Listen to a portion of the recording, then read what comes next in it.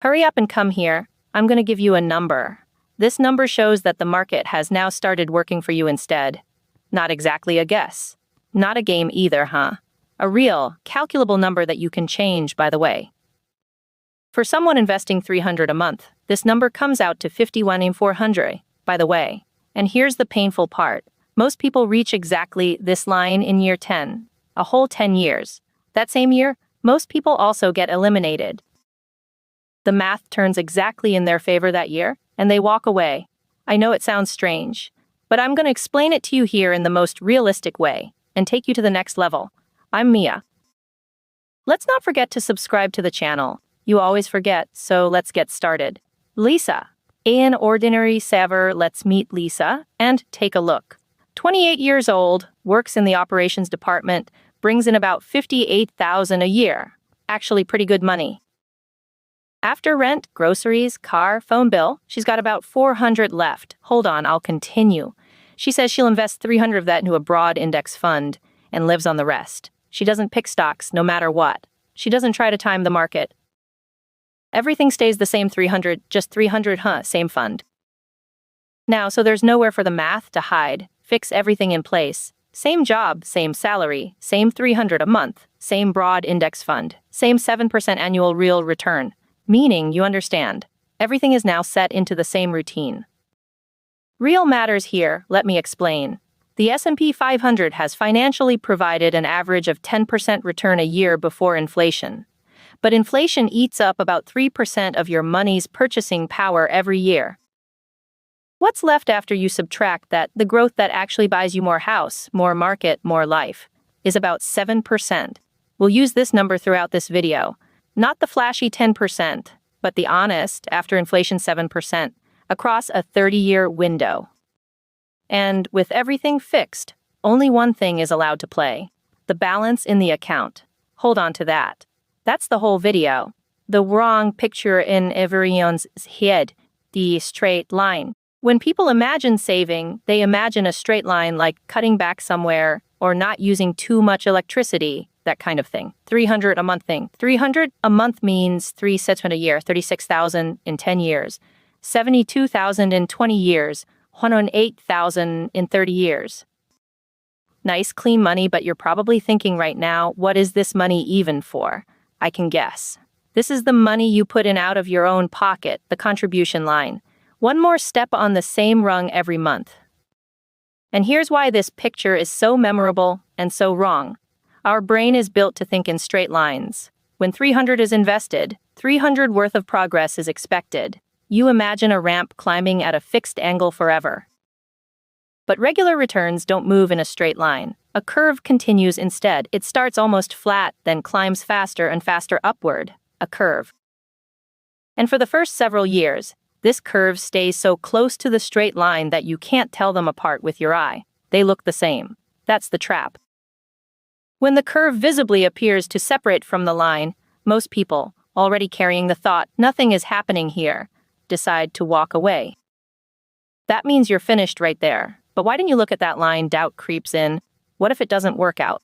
What if we sink? I know all of it, and now I'll explain it to you even better. Look.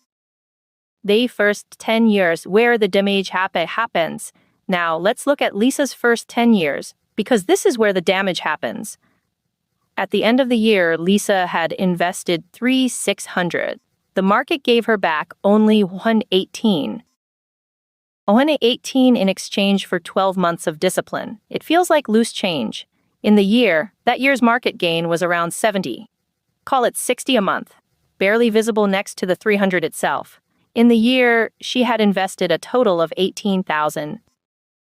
Her balance is about $21,500. That year's gain is about $1 in 300.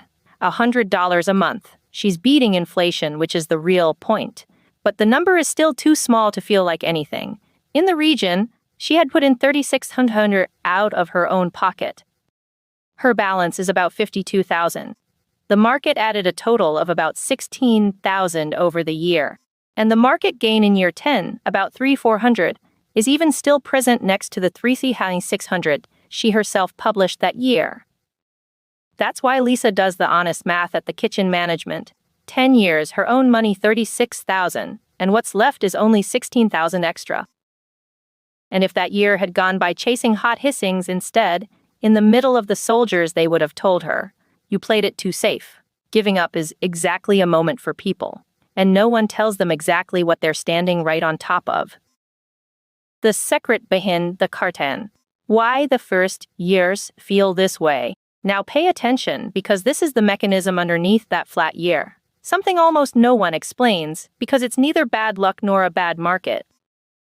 Compound growth doesn't work off the money you put in. It works off the money that's already sitting there. 7% of a small balance is a small dollar amount. 7% of 10,000 is 700, of 50,000 is 70,000, or 7% and 50,000 is 17,500.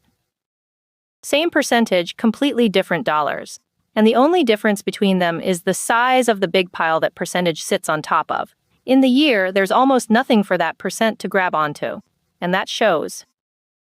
But that year's balance grows a little bigger. The gain also grows a little bigger. And the growing gain folds back into the balance, which also grows next year's gain. The growth shrinks. But the speed of the growth also liquefies. Look at Lisa's yearly gain a year apart. In the region, the market gives about 10,000. In the year, about 24,000. But from that exact same 7%, just 10 years further along, that's 14,000 extra. The gain is only growing, accelerating.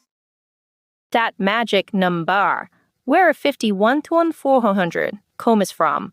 So let's find out exactly where this turning point starts. Here's a napkin calculation.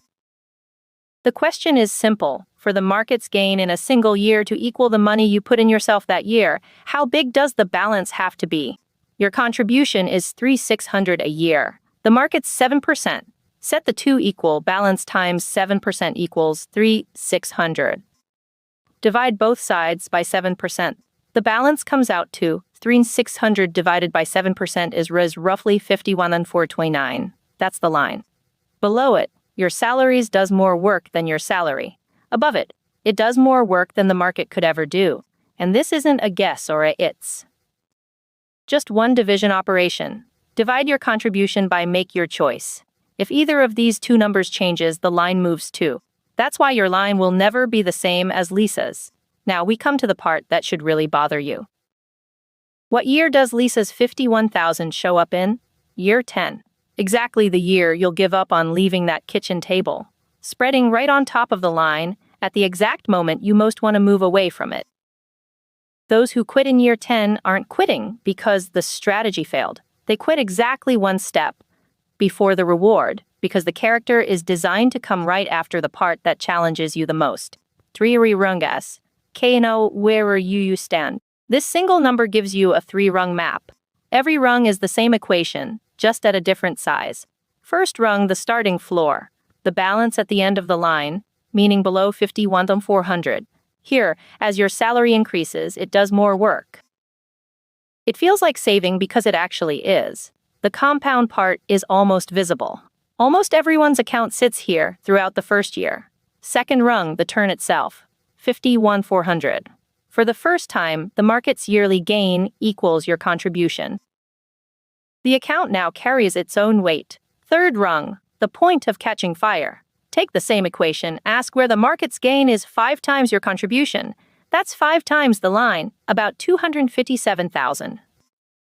At this balance, 7% alone gives you 18,000 a year, 5 times the 3,600 you invest. Your own contribution now becomes a rounding problem. The account does the work. Most of the time, you're just watching. Same formula. 3 rungs. And most people never learn these names, so they never know which rung they're standing on or how much help the next one is. The money that does the most work, the dollars you invested early. Now we see what looks like an almost unfair feeling side of vegetative change. The dollars Lisa invests aren't worth the same. Not at all. $1 in the year has a full 30 years to grow. At 7%, it eventually turns into about 8 directions. $1 put into the market in the last month has no time at all. Right now it's worth about $1. Same dollar, same fund, same person. One works for 30 years. The other barely gets to start working. Now we'll blow this up. And this is the number worth pausing on. Take the 10,000 Lisa invested in her first 5 years. By year 30, that early money has grown to about 133,000. Now take everything she invested in the last 15 years. That's 54,000, 3 times more money. In the region, worth about 95,000. Read that again. The 18,000 she invested early surpasses the 54,000 she invested late. The first 5 years of saving leaves the 1/3 system of the last 15 years behind. The point wasn't put forward how much, how long each dollar could work. The contributions she made in her 20s and early 30s are carrying the heavy work of the rest of the storage. What she adds later becomes its helper, but it's joining a race that's almost already finished. Lisa's story splits into yo. Now let's bring Lisa back to that line in year 10 and split the story in two.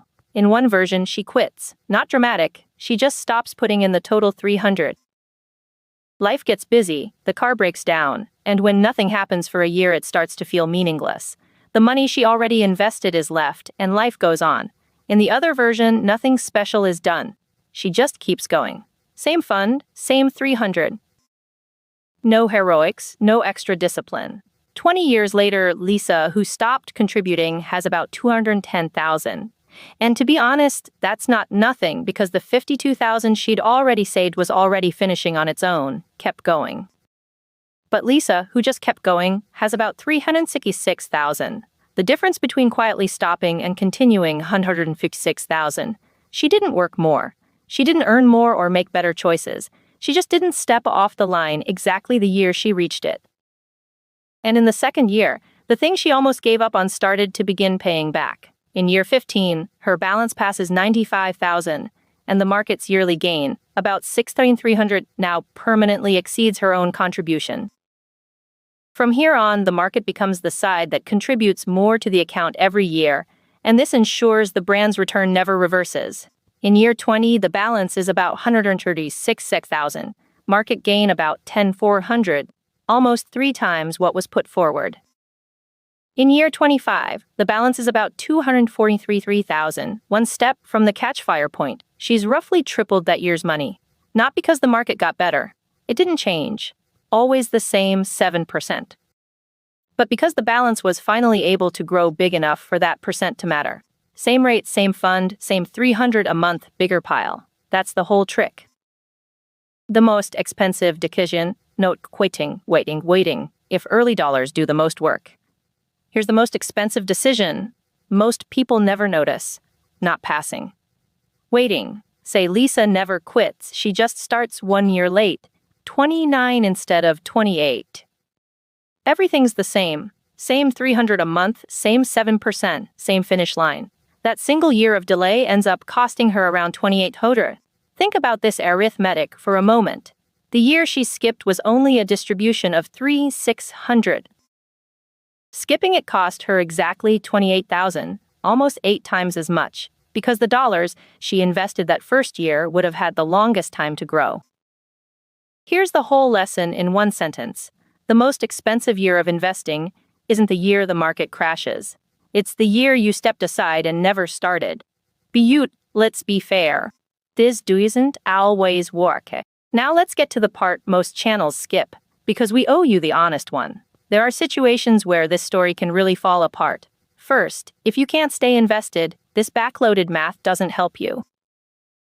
If you need that money for a down payment in year 12, you come out with about 67,000, not the peak of the climb, the base. Compound returns reward calendar time and punish early exits. Second, fees. A 1% expense ratio doesn't seem like much. But over 30 years, about 65,000 gets read off Lisa's final balance. About 17% of the whole amount, probably going to figure on a statement she never reads. Third, lower returns. If the real return comes in at 5% instead of 7%, the crossover line rises toward about 72,000, and Lisa's final 30-year balance drops from 366,000 to about 250,000. Same shape, softer softness. The steepening comes later, sometimes continuing throughout the working years afterward. Fourth, starting late. Say Lisa waits until age 43, then tries to catch up by taking it up to 600 a month. 15 years later, she has about 190,000 and never reaches the catch fire point within her working life. A harsher truth than it appears. To actually catch up to the version that started with 300 at 28, someone at 43 would need to invest almost 600 a month for 22 years, almost double for a much longer time. And still, they'd have handed over about 155,000 out of their own pocket to reach a number the early starter reached with only 108,000. This is the tax on waiting. It gets paid in extra dollars because it can't be paid with the one thing they really needed. It scatters, one last not honest. The market doesn't give you a flawless 7% every year. This means 1. Some years it gives 20%, some years it takes 15%. Which process the good and bad days come in matters more than most people think, and that's a whole separate video on its own. But when you average it out over a broad index across several years, the turning point is where it comes and goes. The line is real. Just the journeys from there aren't smooth. The result lies at the end of 30 years. But for the saver who starts early and stays on the line, here's where everything exists. By year 30, Lisa has invested 108,000 out of her own pocket. Her balance is about $366, and just the market gain in year 30 alone is about $24,500. Say that out loud. In a single year, the market gave her almost 7 times what she herself put out that year, and that's even more than the total market gain of her first year. The year the market added 118, year 30 added 24,500. More than 200 times the growth coming from the same 7%, the same fund, the same 300 a month. The only thing that changed was the size of the balance that success came from. This is what people mean when they say compound return catches fire. It's not a metaphor. It's just what 7% does to a large balance instead of a small one. And it doesn't stop at year 30. When an account crosses the catch fire rung purely on the strength of the market, with or without your 300, it starts roughly doubling every 10 years. This is the side of the mistake that almost no one sees in their own account, because most people, standing right on top of their line thinking, nothing is happening here, end up leaving it 20 years early. The real lesson here's the trap, plainly stated, it's not saving too little. It's not picking the wrong fund. The trap is reading your first 10 years as proof, and giving up before the curve does what it's actually going to do. Compound returns don't lie to you. They just refuse to show you in year 5 what year 25 is going to look like. The winners here aren't smarter than the quitters. They're not more disciplined, and they didn't earn more. They just stayed on the line long enough to find the real dollars that percentage could work on. So the only question that matters tonight is, where is your line? Not Lisa's. Yours. Your turning point depends on just 2 numbers: how much you've been putting out and how much return you've been expecting.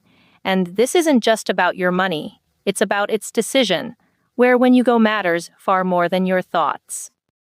Now I made this video for you so you get to better places. I'm winning. So why wouldn't you win too? Here's the opportunity. Here's the video. Now it's on you. Of course you liked the video, I know. Now make me happy too. Subscribe to the channel and like it. I love you all so much.